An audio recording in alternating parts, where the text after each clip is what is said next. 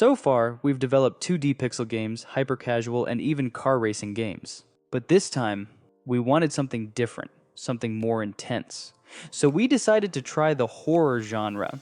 Instead of jumping straight into development, which we were doing for last few games, we started with some research. We studied existing horror games from the classics like Amnesia, Outlast, and Alien Isolation to some indie games like Cursed Halls, Chicken Feet, and Kohate.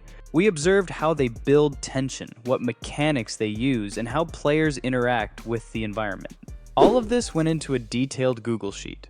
Now we had a bit idea about what a typical horror game includes. Here, the player moves through dangerous spaces, hides from monsters, solves puzzles, and collects important items. It's not something unique, but still people love horror games like this. Now comes the point where we pick our environment and story. This alone decision makes a huge impact on game success. There are already a lot of horror games about dark forests, haunted houses, and schools. Mostly any environment we pick, there is a good chance that there is already a game on it. So, after some internal discussion, we finally decided to go with Underwater Submarine. Even without a monster, that's already a tense place. Now we needed a story and a monster to drive it, but not a common one, so nothing like Squid or Leviathan or any famous monster. We tried to pick a monster from myths that almost no one has heard of, and we found the Ahuizotl, a creature from Aztec legend that lures humans into water by mimicking a child's cries. It felt perfect for our setting. So we build a story around it. Story goes like this. You play as a Navy diver who finds a strange egg during a deep dive. You bring it back to the submarine, unaware that it belongs to the Ahuizotl.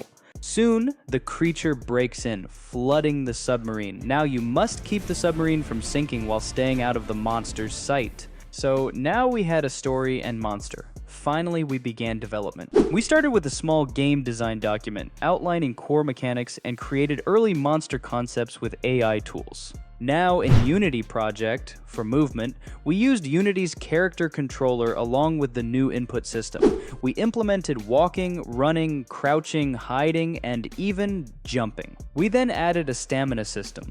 Running drains stamina, and after a short pause it begins to recharge. This keeps movement grounded and increases tension during chases. Then we added a save system.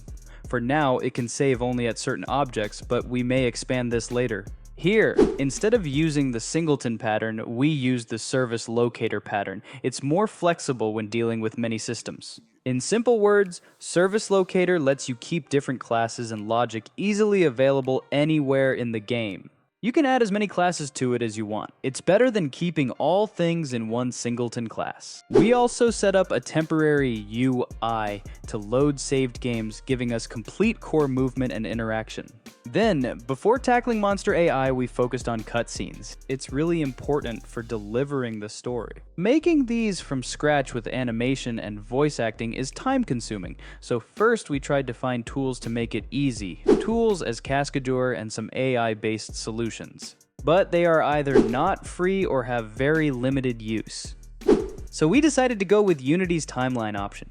By customizing Timeline's tracks, we made it work like a video editor. Just drag and drop audio, subtitle text, and almost anything. It works like this. First, you make a playable asset for all different types of input, like text, audio, and even image. Then you make playable behavior that lets you decide how it will process that data in the timeline. This gives us much more control over the timeline and makes building final cutscenes much faster once our final art is ready. And all of these mechanics and customizations are done by our amazing team members Akshit, Himanshu, and Gavin. So now we have some basic stuff ready.